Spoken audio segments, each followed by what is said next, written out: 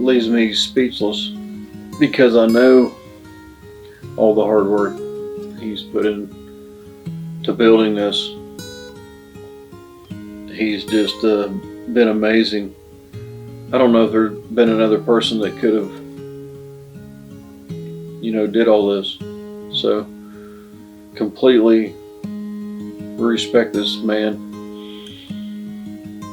and try to pull as much knowledge from him as I can while I have him. And I know I can always call him if I have questions, but just an amazing guy.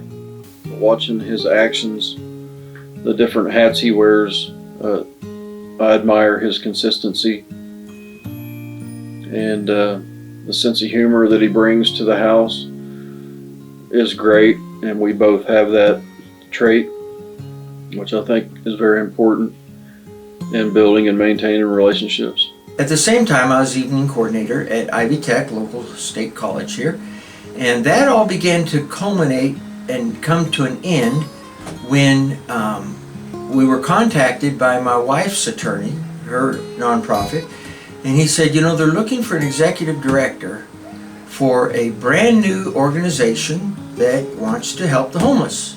It's called Heart House. And I had met the director and was not real impressed with her at the time. I grew to certainly love her. She had a real heart for people. But they had an opening for a housing director. And I applied because I was looking, I was homeschooling my kids. I needed to be at home in the evening, and being the evening coordinator at the state college didn't allow that. So I applied, and they hired me 20 hours a week to basically begin to formulate a plan to get a homeless shelter in Southeast Indiana. We are the only homeless shelter here. We know our philosophy and what we're doing here works. But probably the most important thing of everything we do is I want the homeless that come in here to know that they're loved.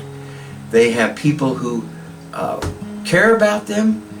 My reputation is you don't ever lie to me, and I'm as tough as nails. But boy, if you need a friend, you will never find a better friend than old Mr. B. The future of Heart House, the history has been very good, very bright, but I believe that the future is even brighter. I look forward to continuing to be proud of what Heart House means to our community.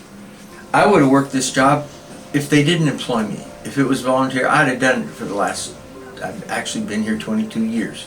The shelter's been open 19. I love what I do. It's hard work.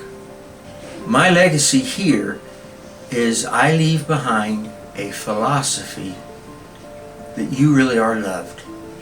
There are people who really care about you, and they serve a God who cares about you and is no respecter of persons. And that's what we try to convey off the bat. We're here to be your friend. We're here to help you. I have been very blessed in that I have a board that is not micromanaging me, a board that trusts me and I know respects me. I have a board that has been extremely supportive, a board that I believe is very proud of what they are participating in and accomplishing. But of all the different stresses I could have, and do have, the board is not one of them. And that is an incredible blessing that I trust them, and I'm sure they trust me. My children and my wife have always supported me. But one other thing I need to say is that I have two staff members who highly support me and respect me. Marie Bird, who is my bookkeeper, and Kayla Dell, who is my case manager, respect me. I highly respect them. I was fortunate. I believe that the Lord brought both of them here. They both are very much on board with my philosophy and what we want to accomplish, and they're very proud of what they do, and I'm very proud of what they do. And I appreciate their support over the years. I couldn't do it without a real support staff. I have real support from these ladies. My kids had all come home to get me to retire. Yeah. And that was my daughter's approach. Dad, what is your legacy? Mm. You know, my goodness, I've been a county commissioner. I was a township trustee for 20 years. I've been very active. Yeah. And she specifically was saying Hart House. Mm. And I said, these 3 kids are my legacy. Yeah. I don't need anything more than that. I got kids that love the Lord, college educated, own their own homes, and they're serving the Lord. What greater legacy could I ever leave? But I know that's not what you want. No, actually, that's exactly what I want. I believe the Lord directs my life, and sometimes He directs my life with the stop signs rather than the green lights. We knew what the Lord had told us to do, and we did it.